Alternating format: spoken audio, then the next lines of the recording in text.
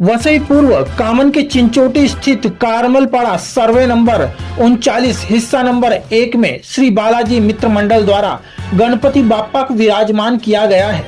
जिसके अध्यक्ष संजय गुप्ता व एक अन्य मुख्य पदाधिकारी के रूप में मुरारी मिश्रा है,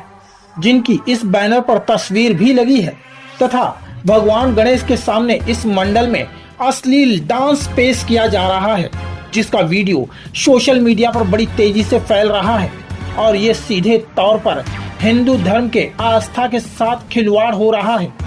वहीं जानकारी मिली है कि वीडियो वायरल होने के बाद नायगांव पुलिस हरकत में आई है। वहीं अब देखना होगा कि आस्था के साथ खिलवाड़ करने वालों पर पुलिस क्या कार्रवाई करती है।